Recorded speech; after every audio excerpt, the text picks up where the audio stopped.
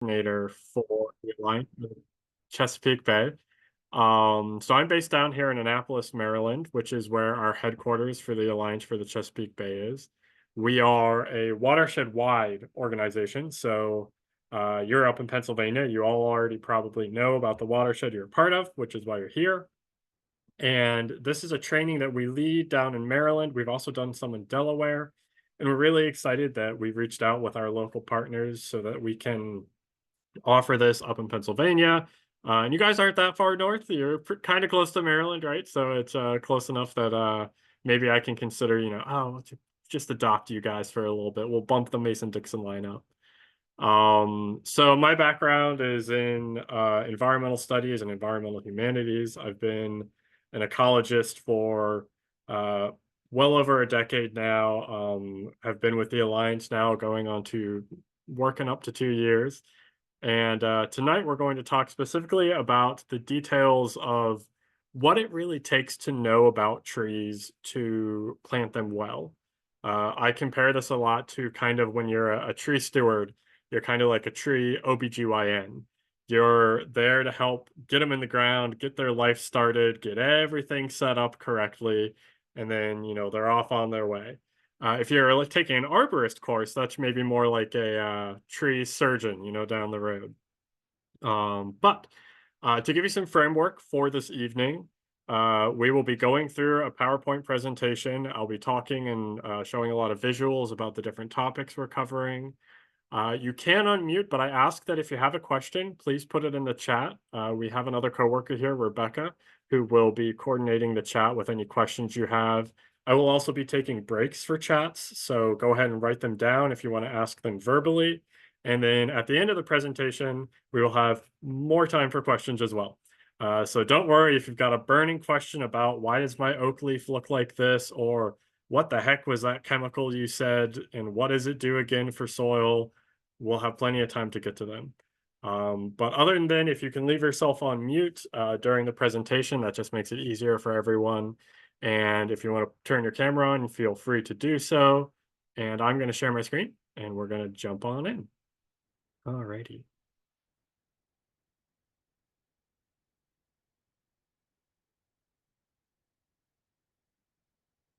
So I'll put it on presentation if it loads here. All right. How about how's that look? Can I get thumbs up? Everybody can see it for any of those who got their cameras on.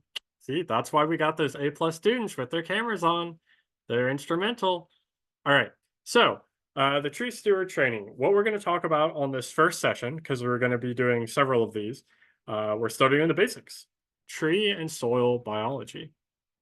So in this presentation, the areas we're going to break down specifically, we're going to look at the tree and soil biology 101. We're going to look at site assessment and tree selection later on, tree planting and tree care practices. And then our last training session is going to look at developing a planting plan and how you organize planting events for your local community, how you get volunteers, and access to resources and where you can find those resources.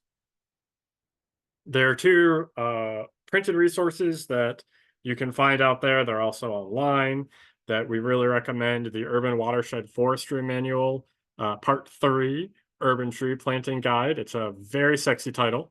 That one is a great resource you can use. We also have a little bit smaller over here by the United States Forest Service, the Tree Owner's Manual for the Northeast and the Midwest. Both of these are great resources, easy to find, and we can connect you to them if you don't already have that connection. So let's see, just move some things around here. How a tree works, right? We have here a classic picture of a tree, and a lot of us know the fundamentals of what a tree does. It pulls stuff up from the bottom, water, nutrients, moves it around somehow in some magical system, and it, spreads it out. But what makes a tree a tree? That's a question that you can ask professional arborists, and they still sometimes debate and kind of try and figure it out together. But there are a few things that are going to always make your tree kind of defined as a tree. It's a long-lived perennial. Perennial being a plant that's coming back year after year. So some of you master gardeners I saw in the chat A perennial being a flower, that you don't have to replant every year. It has woody tissue. So if you think about a palm tree, it's not actually a tree in how it's defined in, our scientific textbooks. We call it a tree in our arborist culture because we maintain it the same way. But if you cut it open, it's spongy. It's kind of soft. So we're looking for woody tissue. It has primary and secondary growth. We'll get into that shortly. It's relatively self-explanatory, but we'll get into it shortly. And it's a compartmentalizing organism. So it has very specific roles that different parts of the tree play. So the bare bones of a tree, right, are the tree parts. You have your branch, which goes out to your twig, which goes out to your leaf. You have your trunk, and you have your roots. I'm assuming everyone on the call has this understanding. And if you don't, that's also okay. But these are all words you've probably heard in the English language, right? We kind of all understand these basic components. And those basic components get extremely complicated and extremely minute in how we like to categorize them. But across all trees, you're going to have these components. So you're not going to have a telephone pole that sprouts leaves directly from it. You're not going to have something like a saguaro cactus. You're always going to have this phenotypic, the way it's presenting, visually. You're always going to have this representation in your tree. So the different types of trees we have in a kind of a broad spectrum, a lot of times people think deciduous and coniferous, but one way to phrase it more scientifically is angiosperm and gymnosperm. So your angiosperm, usually deciduous, they're a tree with flowers. It's a seed that's within a fruit, and that fruit can take many, many different forms. It can be an acorn, a walnut, a serviceberry, but it's some type of fruiting body. It's hardwood. They're broadleaf, and broadleaf can be, from a sycamore the size of a dinner plate down to, a very skinny compound leaf the size of my finger. Things like your oaks, maples, cherries, we've all heard of those. Then we have our gymnosperm, which are coniferous. And when you break down the Latin, it's basically, a naked cell. That's what that means, or a naked seed. So the gymnosperm, they don't have a coating around their seed. They're trees with cones that release to the wind usually, if it's a spore, or it's a seed that just directly seeds into the ground. There's nothing around it like an egg yolk, if you think of a chicken egg, that provides it nutrients. It's an evergreen. They have needles, softwood, common ones we think of. Christmas is a great time around it because it's our pines, our spruces, and our firs, our cedars, and many other trees of that nature. So we have trees that always kind of like are a little sneaky, cause a little trouble. Let me see if I can move my control bar. There we go. So our rule breakers, we have our bald cypress, which is a gymnosperm. It has cones, but their leaves drop, right? So biology doesn't always like to play by how we define it. Humans love to put things into categories, and we try our hardest in our Linnaean systems to get our categories really accurate. But you're always going to have trees that break the rules. So then another really common one, even more than our bald cypress, are our American holly, our angiosperms. They're flowering, but they're evergreen. So both of these trees, they kind of switch sides. We have an angiosperm that's evergreen, and we have a gymnosperm that drops its leaves. There you go. So one other way to look at it, that what makes a tree is the tree growth and the development, how a tree grows. So all of these organisms, all of these trees have hormones, growth hormones, just like we do. These hormones work within the environment, taking cues from chemical levels, temperature, things in the oxygen levels that allow different elements of the tree to form. So we have our bud break, where our buds are just starting in spring. We have the leaf fall, of course, where our leaves are falling, when our seeds are starting to get germinated, like we see in a pawpaw there. We have when they flower for sexual reproduction, and the ripening of fruit. All of those are led by hormones in a tree. And that's not something a lot of people know, that trees have hormones, because they are a living organism. So part of those hormones, two of the most significant hormones we have here are gibberellins, which are a growth hormone. This is what kind of starting the growth and the development and things that are going to spur growth. So when you have your bud break, you have this hormone that's pushing out in different parts of the tree, and it's causing the growth. It's causing that primary and secondary growth to grow up and to grow out. And it's always starting just there at the bud. All trees are growing, from their atypical dominance. We'll talk about that right at the bud. And then the other main one is auxins. Auxins are another hormone that are related to growth, but specifically they're a hormone that promotes cell division and spreading. So you have auxins throughout the tree in two specific spots we'll talk about, and they result in those leaves changing colors, those leaves dropping, and anytime you have a tree that's preparing some of its chemicals inside of it, so you're not necessarily growing, but you're starting to form new woody tissue. You're starting to form the basis or the code work for the different things that are going to develop from those former hormones. So these hormones work in tandem back and forth, taking different cues from the environment to have the tree go through the different growth phases that it requires. So as I mentioned, you have two growth forms.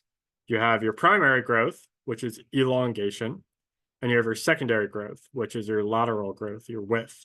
As you can see on the right, we have a really good example of primary growth or elongation. A tree in a forested environment shoots up really quickly, competing for light, and it's focusing a lot of those hormones, that elongation, going straight up.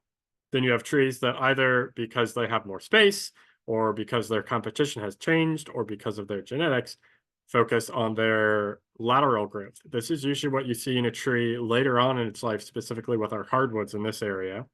Your lateral growth on the picture on the left, you see where you're starting to grow bushier, you're growing out.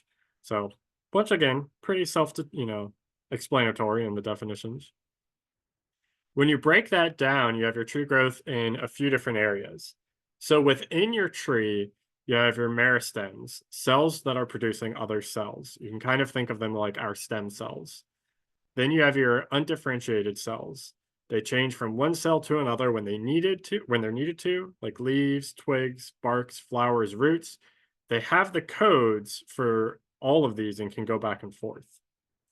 When you're growing the tree, when you have your primary growth and your elongation, you have your apical meristems. So your meristems are at the end of those buds and the roots. So if we go back to look at our bud, you see this is where you're getting some of that meristem cell growth right there, where you're getting all of that growth right on the outside, on the end of the buds and at the very base of our roots. Then in your secondary growth, you have your lateral or your width, not only where you're branching out, but where the trunk is actually growing out. All trunks, right? They're getting thicker. Anytime a trunk gets thicker, it has to do with the amount of foliage and growth that's happened on the outside of the tree. It's a relationship back and forth. There's actually an equation for every, specific, I think it's a square centimeter of growth that's happening on the stems or your primary growth. You have a response in the secondary growth of wood being put around the base of the tree. So this is happening in your vascular cambium, which we'll talk about and we'll look at photos. The meristem, those cells are producing the tree's vascular system where things can create kind of a lattice work of structural support. And we have our cork cambium, which is the meristem that produces the actual corky bark. So it's a little bit different. We have cells that are making our bark and cells that are making our wood. When we look specifically at our twigs, our hormones are creating several different things with our elongation, our primary growth. So if you remember anything about the structure of a twig, the three things you want to remember are your terminal bud, a node, and your girdle scar. For those of you who are gardeners or you've done any tree trimming, you've probably heard about internodal trimming. It's where you trim between the two nodes of a branch. So your terminal bud is right here at the end of the branch. That's where you're getting all of that growth and development. It's where the tree is focusing all of its efforts. It's where it's producing a lot of hormones, a lot of growth hormones. Your nodes, as you see here, are the secondary growth after this terminal bud. They're not going to get as much energy diverted to them. they're going to structurally grow different. And between them, you have other buds, like this lateral bud. This node is right at the base of a bud. So every time you have a bud, when the leaves fall off from the previous year, they leave this scar, this girdle scar, where the terminal bud was last year. So this bud will fall off and leave a scar as this grows. So anytime you look, you can see a scar. If you look at my mouse here on the right, and then the new bud. You can see a scar right there, and then the new bud. Same here, a scar and a new bud. And it creates a very slight zigzag pattern, especially for any of our trees that aren't whorled when they're growing or are not alternate but opposite. So opposite being left, right as they go up. So an example of how this can look different in a few different trees, you can see on the left, we have our terminal bud with our scar, and then we have our node internodal space right here until we get our secondary buds and their terminal scars or their bud scars, girdling scars. Then in another species we have, you can see it's much closer. So there's a different amount of growth that was happening here. We have a different scar, it's larger. You have your terminal bud up here. One of the best ways if you can get a young branch in the winter to identify different trees is actually by the shape of the girdle scar. Every girdle scar, just like every leaf of a tree, is different. And then on the right, you can see this one is directly up against it. So the growth habit of this has been even less so, and it grows really close to that terminal bud. So while we have all of these similar structures, they, like we have here in the photo, they can present themselves very differently in the field. So this leads us to a term I talked about a little bit ago, apical dominance. So the terminal buds control the lateral buds. However much that terminal bud on the end of the twig is growing, it's controlling what's happening, how much energy and how much growth is getting formed and sent to those lateral buds. Young trees usually have a really strong apical dominance. That's when they start out, they're really good at growing straight up, they're focusing on it. Their hormones are focusing mostly on those terminal buds so that they can shoot up and compete really well. As trees get older, they tend to focus more on the lateral, like we said. On the left, you can see a really strong terminal growth or, horizontal, vertical comparison here, where we have our trunk shooting straight up with, secondary branches coming out. It's a little harder to tell in this tree on the right, but this is a weak apical dominance or apical dominance because you can see that there's a split right here. Half the tree goes here, half the tree goes there, and it doesn't have a strong leader. So it's not really following the same hormone and structural schedule as a tree that has a really strong form. And this can affect their growth habit and their long-term health.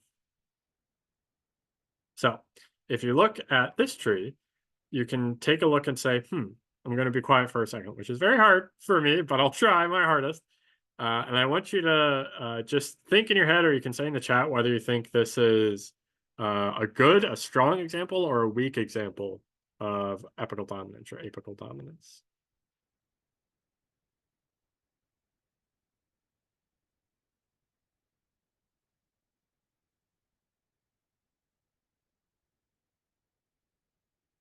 I see one week, a few weeks, week. Anyone gonna rock the boat? Anyone think it's strong? I think you guys are passing the first test, if there was a test.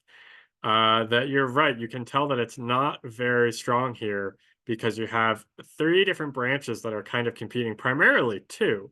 And the clue into what's happened here is you can actually look, and we'll zoom in, that if you look at this tree, you can see that its primary growth was trimmed at some point. So its apical dominance was cut back. So it started to function in two different directions. And it's taken from its terminal bud, which was right here, and it focused on one of those lower lateral buds. One of those lower lateral buds then became, or was trying to become, the new main terminal bud, but didn't really quite outcompete that. So anytime you see this, you can see that a tree was topped. Often this is by a deer. Deer love to come off and just take the top of a tree, and that will change that growth habit.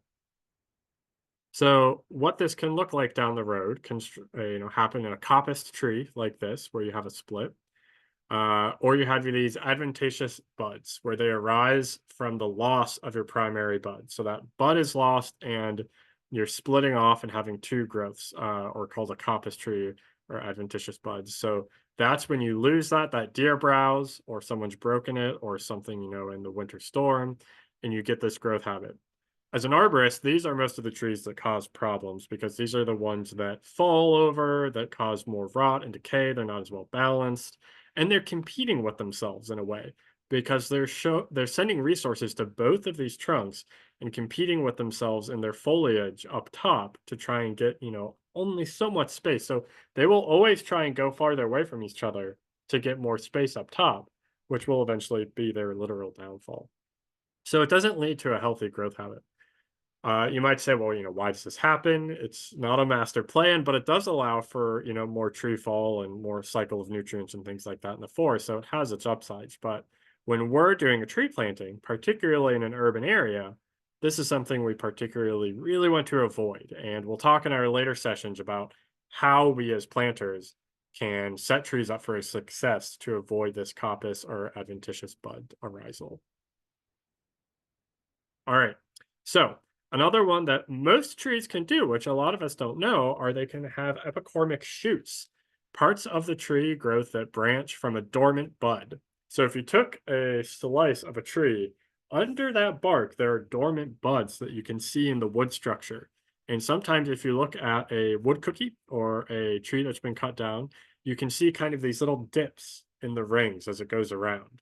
And they're just random. They seem to be, down in the wood. That's where you have a dormant cell that most chances are it's just going to stay dormant there, but you have that meristem hormone in cell tissue that's ready to grow a branch if it needs to.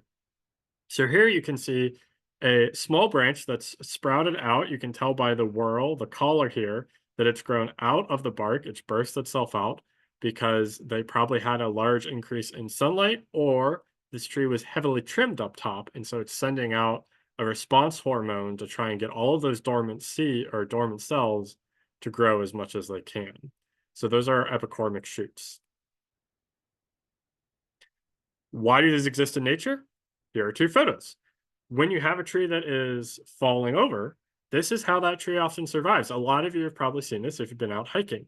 It's not always a long-term survival plan because you do end up having rot, but sometimes these trees can take root. These are called nursery trees, where they provide, resources for a future tree to grow on the log that they've already formed, or a nursery tree to a stem like this that will become the main tree. So these dormant buds, very much have a reason because the more this tree can reproduce, even if it gets a few more years of, reproduction out of this, that's more success for that tree and that species. So then we also have our sprouting from our root. So you've probably seen this as well with your sprouts at the root, where it's also a hormone response because when you cut off a tree, you don't necessarily kill it. It has a lot of its sugars and its hormones down in the root still. Because if you remember, where are those two growth hormones collected? At our terminal buds, so at the tip of our branches and our twigs, but also at the very tip of our roots. So all of that root mass has the same growing hormones that they can trigger to send up these suckers, is what they're often called. And this is very often not a successful reproduction strategy because it will grow. Some of you may have seen these around beech trees. It's colloquially called beech hell when a beech tree is suffering from beech blight disease, and they respond by sending a stress hormone that sends all of these suckers up. They can have some sexual reproduction and produce seeds, but long term, they're not going to have any apical dominance that's going to be a successful tree if they're in a competitive area. And they're very susceptible to deer browse and other infestation. But this will also happen when you see this sprout, that's that hormone reaction. So, a recap. We have number one, our elongation of our stems, right? Our growth growing up, and then our growth growing out, following that terminal bud. The terminal bud controls the lateral bud growth to a degree through that apical dominance. How far that terminal bud is growing, how much light it has access to, how much resources are sent to it, responds to how much resources are going to be sent to those lower buds. And our meristems are the cells that produce other cells and allow the tree to grow. They are inside of those dormant buds in our trunk, and they are the cells responsible for responding to our hormones, our auxins, right? Those auxin hormones are sending signals to our meristem cells to form into one of these cells that lead to growth. All right, we'll take a breath. Hopefully, you're having fun so far. I'll take a drink out of my empty cup, unfortunately. Um, Take a little stretcher if you want. Write down some questions for later. Okay, and because there's only one life to live, let's keep on going. So, we talked about our primary growth. We also have our secondary growth. And what makes a tree, like we talked about earlier, you have your woody tissue. So, what is making up that woody tissue? You have your cambium, which is split into two areas. Your vascular cambium, there's meristem cells that produce xylem and phloem, words you've probably heard before. And our cork cambium, which, if you remember from earlier, is growing our bark. So you can see in this breakup here, we have our outer bark, which is all of that cork cambium tissue. Then we have our phloem, our cambium, our xylem, and then back in the center, we have our heartwood. Some examples of those meristem dormant nodes or dormant growth buds. You can see little dots like that. Those are probably examples of right here. You can see this one probably actually was pushing out at one point. Those are some of our dormant buds inside of the wood there. So another visual, if you peel it back, you have your outer bark, which is your protective bark. Then you have your different layers, your phloem, cambium, which is your secondary meristem. So this is where a lot of those growth cells exist right here, which is where you're adding bark. Then you have your sapwood and your heartwood, both your xylem. Which are your harder woods. This is the part that might be kind of soft if you're chopping wood.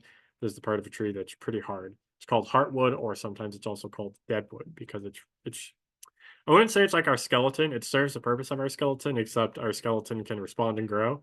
Heartwood it's pretty dead. Once it's there, it's just there. It's not going to change much. So in our wood, in our secondary growth, we have our xylem, and this is a vascular tissue. Vascular being it's part of the functioning of the tree's circulatory system, just like our veins and capillaries. It's an inner layer. It functions by conducting the water and dissolve the minerals. They travel up the tree from the roots, as you guys probably know. They with them bring nutrients and minerals needed to make the carbohydrates. They support the weight of the tree through their lattice work, add structural support. They store carbohydrates, so that's how we have the ability to have maple syrup, right? When you have that stored carbohydrate, that stored sugar inside of this vascular tissue, that then when the winter starts to thaw, all of that sugar that's been stored starts to flow. So that's why we have maple syrup. And it's a defense against the spread of disease and decay because it's a barrier, just like you would have in a water bed you have that outside cover or something like that. That's a barrier. It's acting between the different layers because it's hard for different organisms to break through that vascular tissue.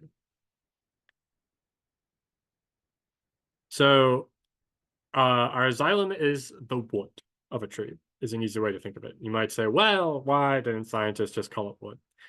We don't know. We'll never know, perhaps. But it's xylem. That's the easiest way to think of it, is that is the wood of the tree. Broken down into our two areas we talked about earlier. The sapwood, which we see in this really well-defined photo, is outside. It's still alive. And it has this tan outer ring, and it's what's moving water up and down through the tree. So that's the sapwood that's actually the living part of the tree. Then in the center, this dark part, you have the heartwood. That is essentially dead. So it's always kind of crazy to think about that. But when you see a tree that's caved out, if you were a little kid, or maybe you still do this, and you see a little hollow in a tree and you can like run inside and kind of look up into it, that's because what's died back is all of this dead wood. And the outside of that tree is still alive, which is why it's standing. So the inside of the tree is not necessarily needed, right? It's what provides the structural support, which is why those trees eventually fail, but it's dead, which is why if it is breached, if this xylem is breached, this layer of defense, this decays really easily because there's no defense anymore because it's dead wood. All right. So how do we support? I talked about it's adding support. The tree adds support in a few other ways. We have the center of the tree, right? That heartwood that's providing kind of the center stake, if you will. But if you're, putting a stake in the ground, you're going to tie, guy lines to it, right? You're going to put support lines on it. So the tree does that too by buttressing its stem. A lot of trees will do this, where they send their growth out like this, following their roots. And these are basically acting like a guy lines to a tree.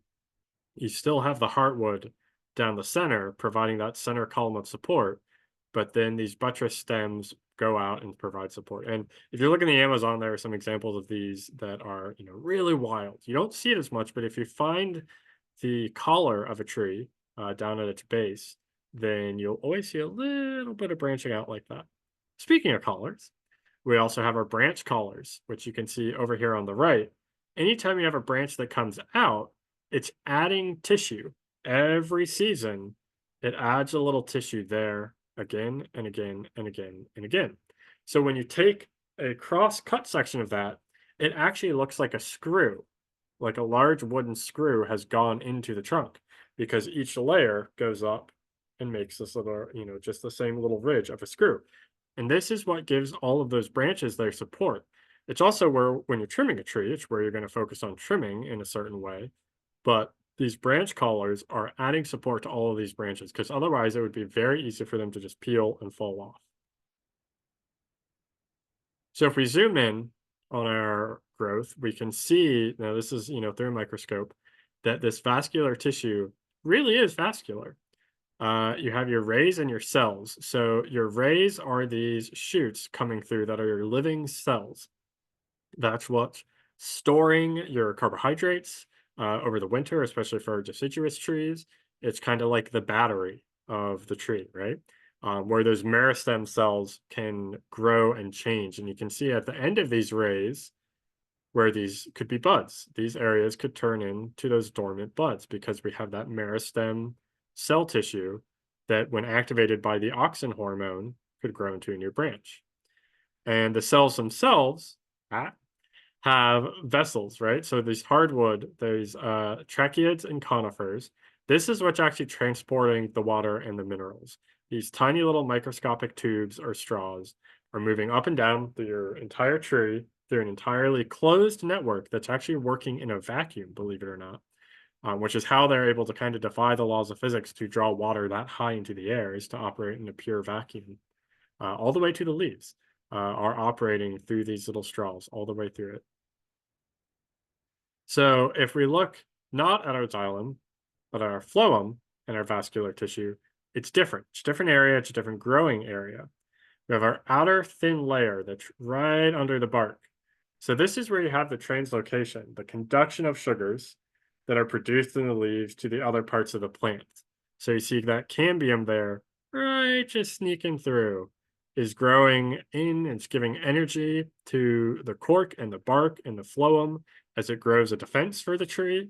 And it's giving a little bit of energy back, as a defining cell wall between the xylem.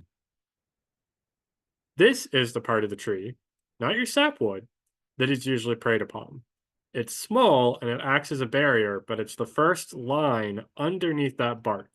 If you've seen this kind of image before, this is where you have beetle bark damage on a tree where they've gone in under the bark, and this is where their larvae, slowly go around and just eat face first like a caterpillar. All of that rich cambium right there that's flowing with all those sugars. So that's what part of a tree is actually being attacked, and if it's damaged enough, can kill the tree. Speaking of damage, we talked about earlier that trees compartmentalize. So we don't compartmentalize, right? If a human gets a cut, our body can respond to that. We can heal that cut. You know, we can have a cut on our hand and then have new skin form right there. Trees can't do that. Their cells can't do multi-purpose healing like that, especially when you have the different areas of the tree. So instead, what they try and do is they just try and close over a wound. So you can see this different process. Over here, we have what's called a basal scar. This was probably hit at one point by a truck or a ride-on lawnmower, something that went by when the tree was smaller and took a huge piece of the bark off there. And over time, the tree has slowly added more and more and more and more woody tissue to try and close that wound because it can't create new tissue right from that wound. It has to close over it. What this results in is that when you look at a cut of the wood, you can always see where a wound happened. And you can see that if this was a human hand, right, this cut would have new skin on it. It would look relatively the same. You could see maybe some scar tissue, but it would look the same. But in a tree, you can see that this is where damage was done on some basal scar. And then it has a line, a very clear line, where it has healed in and around it. You can kind of see, I wish I could show you with my hands in person, but where the bark right here by this four slowly curled up and around until it sealed that wound. But that wound will forever be there. That's dead wood. That's a really great spot for parasites to get in because you can see in the dark coloration, some decay has happened before this tree was able to close that wound.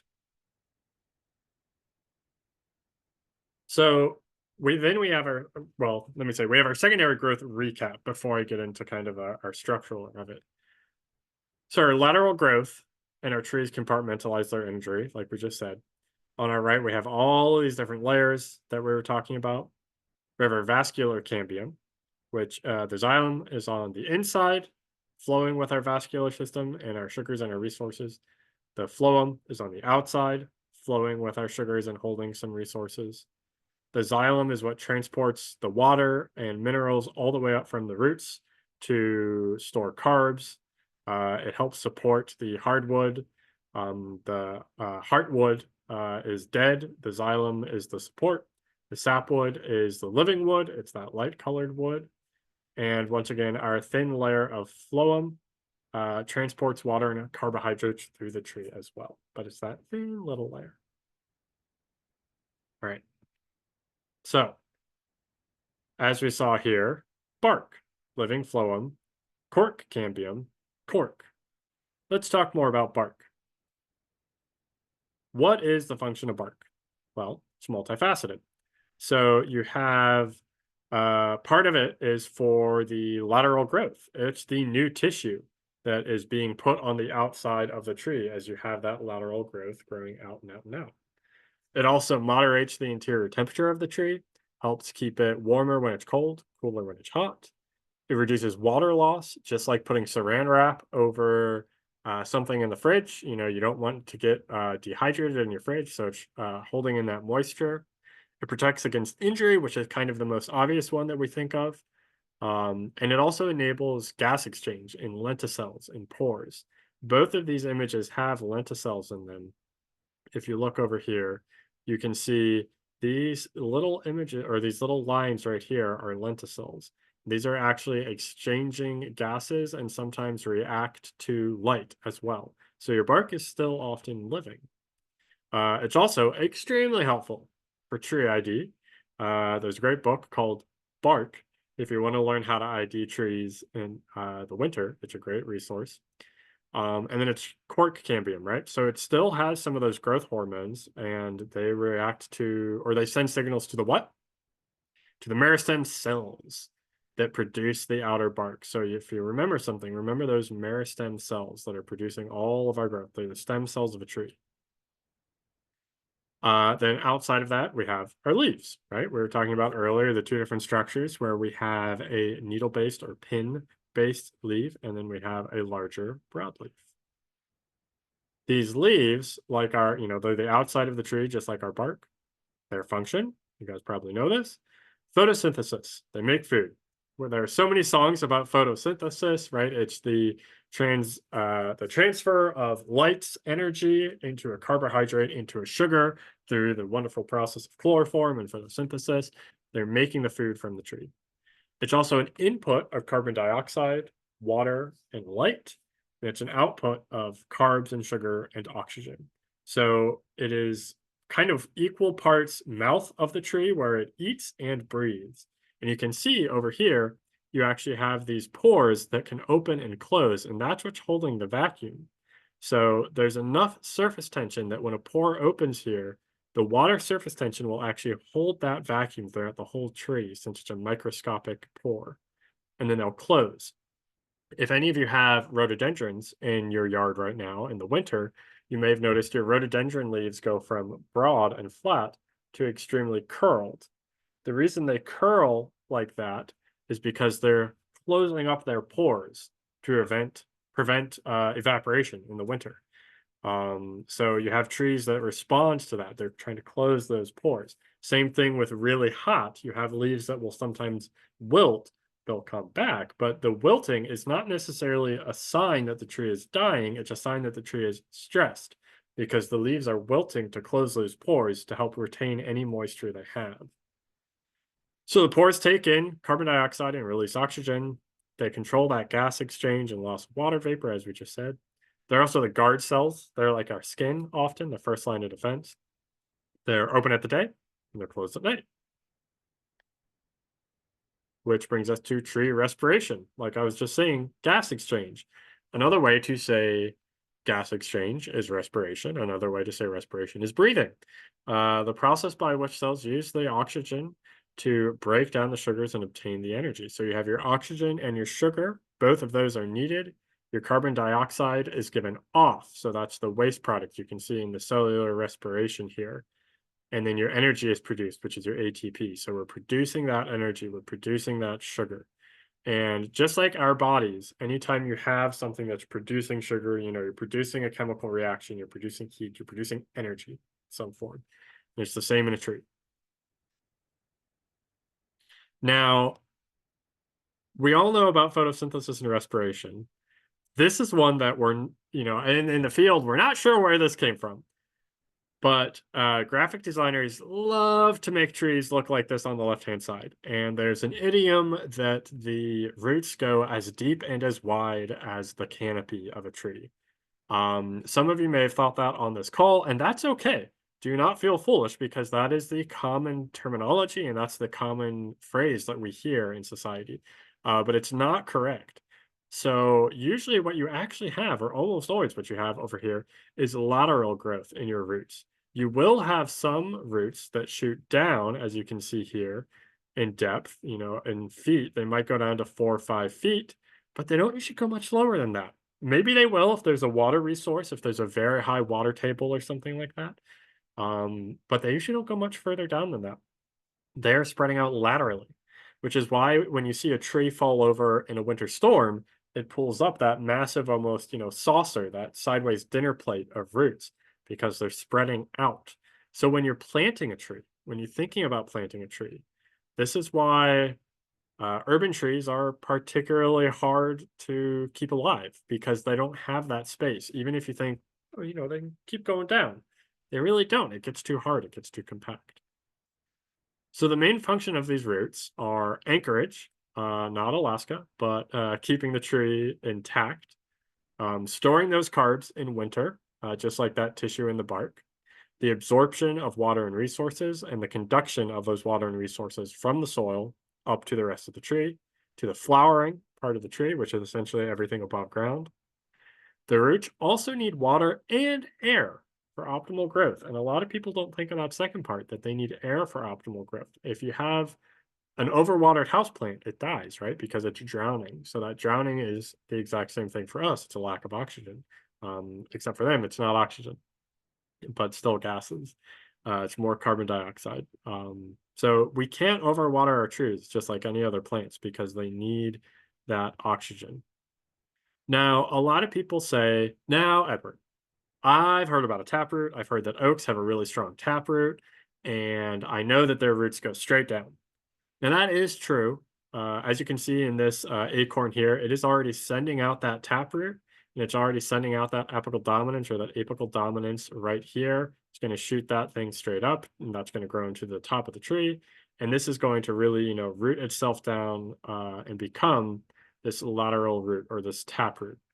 What happens though is that shortly after a tree grows into a more mature stage, as you can tell, this vascular tissue up here still is not woody, it's still herbaceous. By the time the tree starts to really produce woody tissue, right around at this line, you can see it's actually cut off. The taproot, they no longer invest their energy in the taproot and it dies back. Or it doesn't go any deeper than it did when it was, a small herbaceous plant. And then the tree gives the rest of its energy to these lateral roots. Another thing to think about as we're looking at this image is what's actually doing the work in a root. When you're looking at a tree, if it has, 5 roots the size of your thumb, you might think those are big, healthy roots. This tree is going to grow just fine. But it's actually the root hairs that are doing all of the absorption of oxygen, minerals, and water. So those root hairs are the most important part of a root. And then once again, at this root apex or root cap, that's where those hormones are created and stored for growth. So we have our same growth as we have above, the zone of elongation. We have our root hairs. We would have our lateral growth as it gets wider here. And then our root cap down at the bottom, our apical meristem. If any of you have a philodendron in your house and it sends out an air root, or if you have an orchid that sends out an air root, you can see the same structure. So on these roots, you have these microscopic hairs, right? They have a lot of different complex relationship. Part of it is the mycorrhiza, which is this really cool symbiotic relationship with the roots and fungi in soils that exchange different resources, usually nitrogen. This is a symbiotic relationship, and that means both organisms are benefiting from this living situation. The fungi get food, and in turn, they aid the roots in the absorption of water and minerals, sometimes sulfur, sometimes nitrogen, sometimes iron, by helping break those down, making them more digestible, and the fungi get a home. Which is why if you're growing in a completely sterile environment, you're not going to have as much success. Or if you're growing in a soil that's been completely sterilized, you're not going to have success because you need that mycorrhizae fungi relationship, right? It's all strong amongst those root hairs. So all of this is happening in soil. I talked a little bit about how you need uncompacted soil, you need air in your soil, you need fungi in your soil. There's a lot that goes on in your soil. I had a professor in grad school that said 90% of all life is happening below our feet. That's where so much of the processing and actual, not necessarily the size of life, but if you look at the diversity of life, that's where most of it is. So you have 2 different structures in your soil, and you have a lot of different things that make up soil. And some of you may have heard before that soil is not dirt. Dirt is what comes in on your shoes in the house. Soil is what's giving life to the planet or the plants and therefore us. In soil, you have your average makeup of about 5% organic matter. You have about 45% mineral, which is your gravel, your sand, your silt, your clay. While growing in 100% compost, you usually will have a lot of loss. You won't be able to grow things, they'll get too waterlogged. About 25% water when it's at capacity, which means it's holding the appropriate amount of water for that soil and that plant. About 25% of air, and we'll come back to that 25% of air with compaction. You have 2 different spaces. You have your macropore and your micropore. In your macropore, you have your large space. This is where you can actually see holes in the soil with your own naked eye. That's where air is being held. And then with surface tension and capillary action, that's where you have your micropore, your small pore. So that's where water is being held in the soil. So when you're constructing a soil, if you're making your own soil for a garden or something, you want to make sure that you have a diversity of micropore and macropores, a large area for air and small area that has surface tension and capillary action for water amongst your particles. The composition, so that was kind of the structural breakdown. The composition of our soil can be used, broken down into kind of a few different areas, which are mostly sand, silt, and clay. You can see over here that our sand is our largest size, our particle size, or our clast, C-L-A-S-T size. So that's actually our largest size. Then you have silt, a little bit smaller, and then clay all the way at the bottom, where you can see that our particles go from more round to our clay is actually, you could think of it like microscopic shale, right? If you've ever been, along one of those classic Pennsylvania mountains where there's a bunch of shale stacked up on top of each other and it peels off and you get little fossils. So that's our clay. Clay holds water really well because it's flat and stacked like this. The same reason that it can turn into a ceramic really well. We work with clay because its flat structures can form a wall. When you're looking at the composition of your soil, you can base it based off of this percent clay, percent silt, and percent sand. Most growing mediums we want are a loam, a mix of sand, silt, and clay. You have a sandy loam, a silty loam, a clayey loam. But really, if you can get as close as you can to just a straight up and down loam, where you have a healthy mixture of each one of these components, that's going to set you up for the best success for most of your tree types. And you can look this up online. You don't have to go and do a soil survey yourself. But you can also just go out and you can learn to texture it very easily, and we'll talk more about that. You have soil horizons just like the ring of a tree. On the top, you have your O layer, your organic, easy to remember. Then your A, your minerals mixing with your organic layer. B is just minerals. This is where the majority of your roots exist. Then C, where you have very few minerals. This is where you're digging in your yard and it gets really hard, really dry, really compact. There's not a lot of life going on down here. It's in these top, 30 inches usually that you have most of your life. So we call that the rhizosphere. It's the most biological activity. It's the most nutrient-rich part of the soil. It's where our worms and our fungus create that pore space, where other insects and moles and voles create that pore space. Now, a lot of you might be planting in urban soils. What happens when you're planting in urban soils? Look at this construction site. It's been scraped off, it's been driven on, it's had a lot of rain, it's lost its grass. So you usually lose your O horizon, which means you're losing all of those nutrients of that compost. You're getting compaction from the construction. If you're compacted, right, you don't have room for that air and that water to be retained in the soil. And then you don't even have room for the roots to grow into that soil. So you're more so planting in compacted soil. It's more like you're planting in cement or concrete.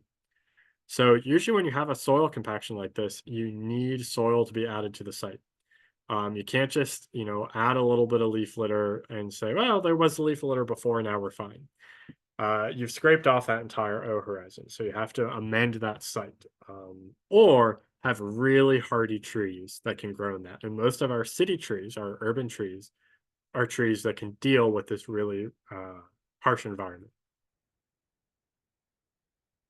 So what's causing this? Classic example you can see over here on the left, soil compaction. Not only are the bricks heavy, preventing aeration from root growth or insect development, not only is it getting walked on a sidewalk, you also have a car parking directly on that soil bed. So this soil bed, which is large and trying to provide structure for a tree, if not properly engineered, is going to get super compacted. So you can see our undisturbed soil is loose, free flowing. It has space for the roots to move about. You can see we have our small silt and sand mixed in here. Then if you have trampled dry soil, it gets compacted, but there's still a little bit of space. But the worst is if you have a heavy rain or your soil is wet and then it's compacted. And that's where it's really going to be squished together. And it's really going to be hard for any air or any air or water to form inside of that soil. And as you can see on here, the soil looks a little damp. So this is going to be a really hard, successful area for this tree to grow. In our soils, we also have the chemical basis. We have our soil pH.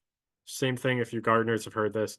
There's an optimal area for most trees to grow in our pH scale. We have our acidity over here, our lemon juice, things like that, and then our alkaline, like our bleach, right? That's really a base. Our optimal pH is 6.2 to 7.3 for growing. Easy thing to test. If you're in an area that's outside of this, if you're way too basic or way too acidic, your nutrients are not really going to be available to the tree. So your urban soils tend to have a really high pH, right? So they're going to have an area that really is hard to grow because it's not getting that nutrient load. And we'll look at this in this diagram here. That you can see how the availability of these different resources, nitrogen, phosphorus, potassium, sulfur, calcium, and magnesium, are all in the green when you have very slightly acidic. If you go strongly acidic, you're going to have very little access to these resources. Strongly alkaline, very little access. Now it's hard because some of these resources down here, you might say I see are in the green on the left. Soil, magnesium, boron, copper, zinc. And then, oops, ooh, there we go.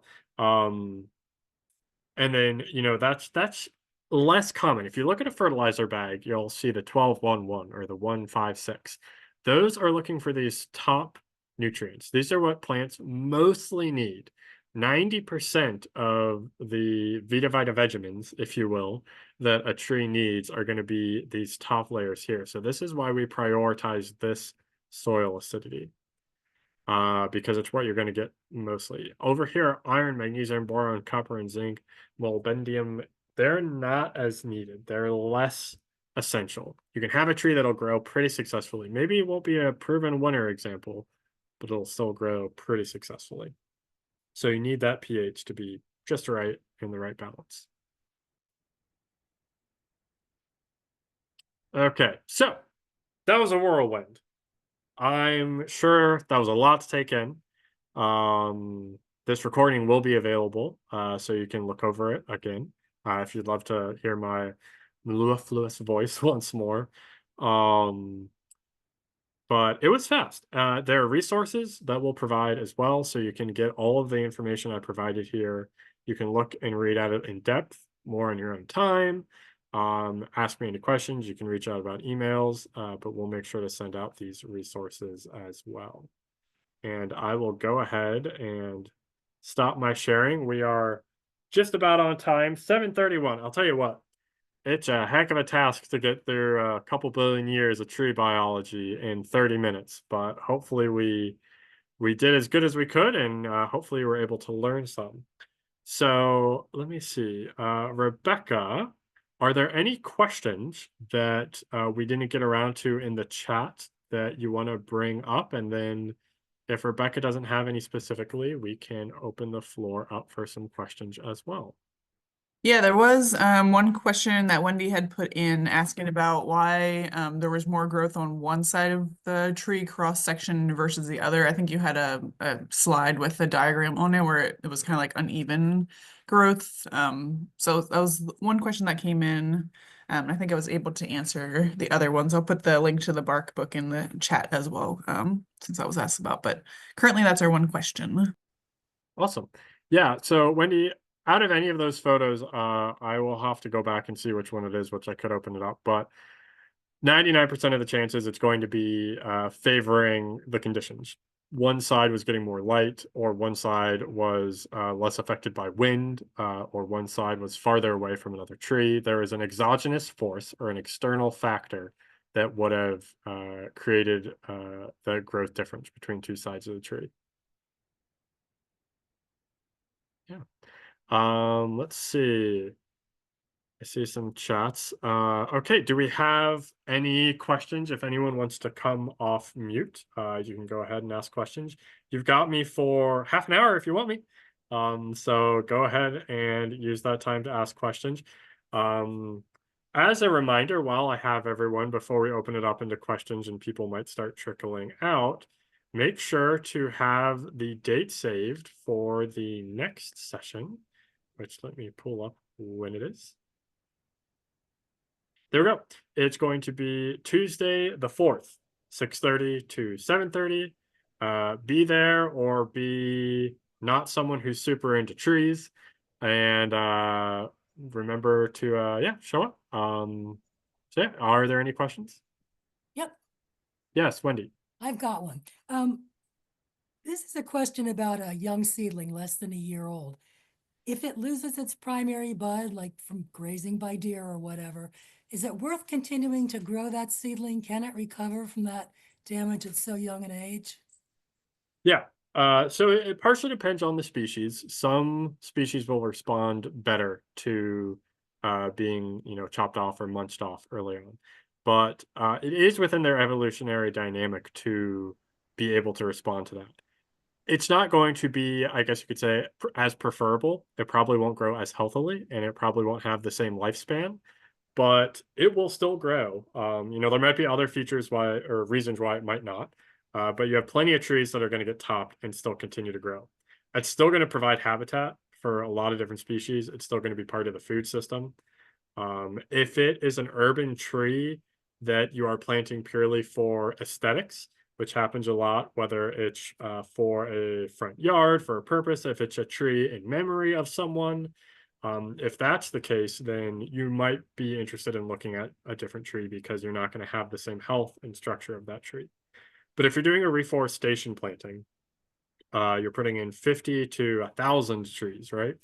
I would say go ahead and leave that tree in the ground because it's still going to grow in and still be a healthier part of the ecosystem, especially in a reforestation planting where you're doing a lot of trees all at once. Because even if that tree only lives 60 years instead of 200, that's 60 years of reproduction and habitat creation.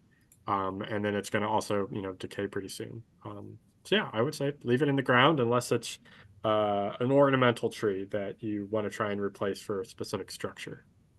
Thanks. Mhm. Any other questions? Yes, I have a question. Oh, Yeah, go for it, Sanford. with trees, people put things like tree houses on trees or Christmas ornaments or, they often, decorate. And I wondered if, I mean, there's different kinds of trees, but does that harm the tree at all? Or, I mean, I would think it would. And I just want to know what your opinion is and, all the things that people put on trees. Yeah, sure. So in forestry, we tend to be really pragmatic, right? Kind of with my answer to Wendy of like, it'll still grow, like it'll do something. Similar to an injured tree where you're putting a nail in for a birdhouse or like one of those tree faces, or something like that. That nail, yes, will cause damage. It will cause a scar. It will be an entry point for diseases and insects. So it won't be 100% as healthy as a tree that's unscarred. That being said, trees are pretty darn tough. You're going to have to put in a lot of nails and a lot of damage for it to have a statistical difference in that tree's long-term survival. You're probably not going to impact it. We're talking about a mature tree here. If we've got a tree that's 5 years or younger and you put a nail in it, it's only the size of, diameter of your arm, that's going to have a big impact. But if we're talking about at least a mature tree that's a little bit bigger than that, close to a half a foot to a foot in diameter, uh, a few nails aren't going to do it. Now, I'm not suggesting to go put nails in the tree unless you're anti-logging and you're spiking them, which is very dangerous. Don't do that actually at all. But no, nails, Christmas ornaments, things like that on a tree are not going to be one of your long-term impacts that we're concerned about for health of a tree. Maybe just a little garish. Right. Thanks. Sure.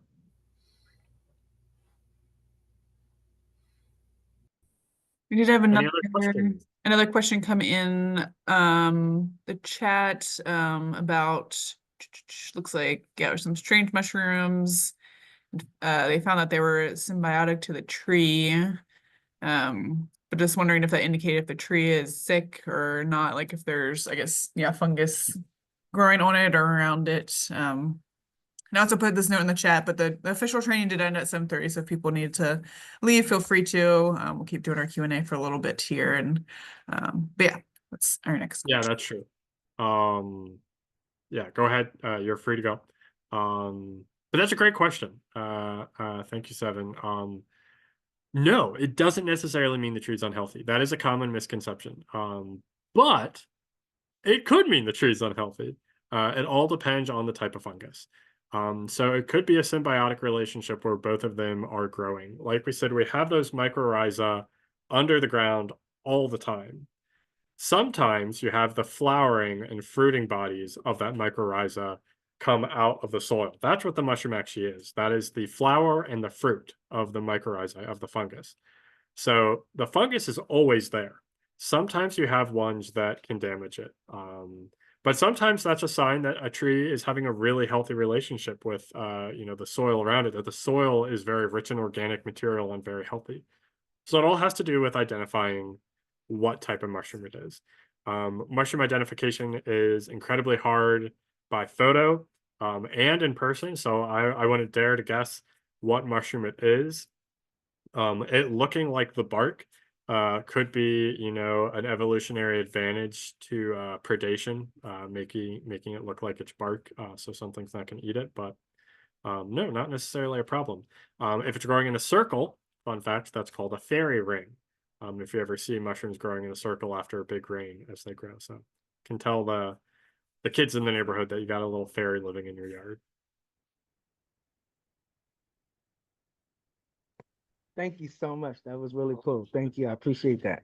We didn't know. We were wondering, like, is the tree sick? Like, what's going on? Like, because we looked it up. I wish I had my phone that had the app on it that we looked it up, but it said that some of the mushroom, it was something with a sugar that they were providing to the tree or something like that. So it was like when you see these, that means the tree is something about a sugar or a substance that they believe is like sugar to a tree. And so I was like interested. And then when we looked at it, it had the same dark, like thick brown texture as the bark of the actual tree. It was close to it. So when we looked at it, looked at the tree, we're like, oh, okay. We get it. We understand now. And then one of them was on the cut down tree. It was on the trunk and it was growing out of the trunk. So we were like, wow. We didn't know if it was fungus or if it was just, but I think it's like you say, the tree's trying to survive and other trees, like if it's the ground, because in that part of the area, it's very rural, very nutrient rich. Nothing's really like robbing the soil of nutrient. Mm-hmm. So it might be just the fact that they can grow, those buds can grow away from the root stem and up through the ground. So that's interesting. Thank you. Yeah, no, it's a great question. It's a fascinating world to dive into, the relationship between mycorrhizae or fungus and mushrooms and trees. I see two questions in the chat. If the mushroom is growing from the bark, is that more likely to indicate disease? Yes, it is slightly more likely, just based off of the mushrooms species that we know of, but also not necessarily indicative. You can have epiphytic mushrooms that are growing, taking just like resources, like an orchid would, right? It's taking resources from the top of the tree. So it's using it as a structural support, and it's using the water that is captured by the bark. It's using the nutrients, the moss, the soil that accumulates. But if it is growing off the bark of a tree, it is slightly more likely to indicate that that tree is unhealthy. Somebody asks about shelf mushrooms. These are the mushrooms that are usually growing directly off the trunk of a tree. And yeah, they're usually showing a wound or an infection. We like to talk about how great mushrooms are, right? But they're also they can be enemies to trees just as much as they can be helpful. So if you have a shelf mushroom, my guess is it would be indicating that that tree is having a bit of an issue and is in a health decline. But there is still about 10% that are not doing that. So it would be a mushroom identification challenge. Well, it looks like the remainder then of the questions in the chat. So I don't see anything else appearing unless anyone has any final questions. But yeah, thanks everyone for joining. Like we said, this is recorded, so we'll send this recording out afterwards. And we can provide the slides as well, since there's a lot of info covered on there that might be helpful for folks to look over. All right, thanks everybody. I'll see you next time. Thank you so much. Yeah, thank you very much.